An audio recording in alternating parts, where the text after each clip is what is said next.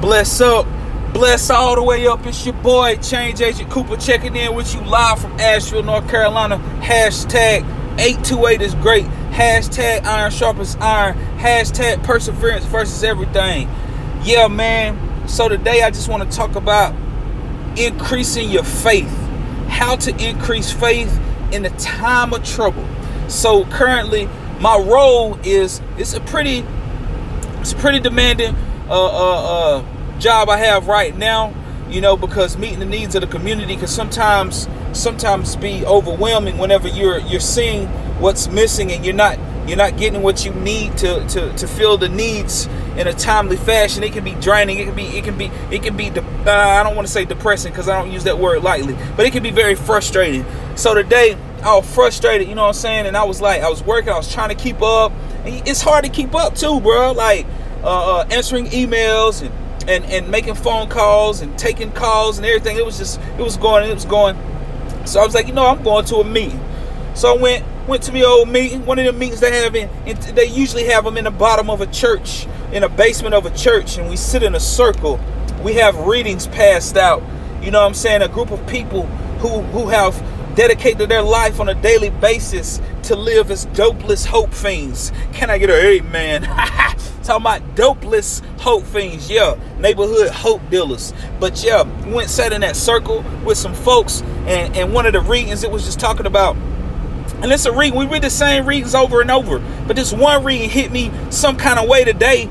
It said one thing that would defeat us is an attitude of indifference or intolerance towards spiritual principles.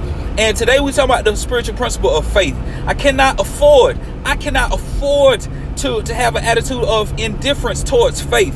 But see, faith can sometimes get shaky. Your faith can get shaky. And for me today, I had to recall my past victories. And see, that's the trick. In order to increase faith, sometimes you have to recall your past victories, where you came from. Never forget where you came from. Never forget. Never be afraid to tell your story. You feel me? I'm telling you, can't nobody take your story away from you. And thinking back on it, I remember that there's one other place they have meetings in basements of churches. They say, we need not forget our past nor wish to shut the door on it. Are these extravagant promises? No, sir. This is realistic. So let me tell you, as I was sitting there and I was kind of stressed out, I remembered this same meeting I used to go to. And see, I don't get to go to 12:30 meetings as much as I used to. See, when I first got out of prison, I was unemployed and I was just trying to stay busy. I didn't want to get into those old behaviors. I didn't want to hang out with those old playmates. Somebody told me, you keep going to the barbershop, you'll get a haircut. Heller, how you doing? I did get a real haircut though. Y'all like it? But anyway, that analogy is used because, like, if you keep hanging around with people that's doing things that you ain't trying to do, you continue to hang around with them and they're doing them, you mess around and get involved. But anyway, I was going to the 12:30 meetings a lot when I got out of prison, and when I was sitting there, this is the same 12:30 meeting that I used to go to when I had got out. It used to be what we call a home group. And I could remember when I would get there early and make coffee and set up the chairs, and how I felt purpose. I felt purpose at that point in time, and I didn't have nowhere near the things that I have now. You feel me? But I had purpose, and I had peace in my purpose. And sometimes we have to remember where we came from. While I was sitting in there, man, I looked around, and I remember the time I had shared in there, and I was talking about how difficult it was for me to find a job, how difficult it was for me to secure the bag. Hello, and I remembered that when I was sitting in that circle, man, and I was thinking about it like there's hope. And see, the funny part is the topic of the meeting was hope. It was hope, was the topic of the meeting.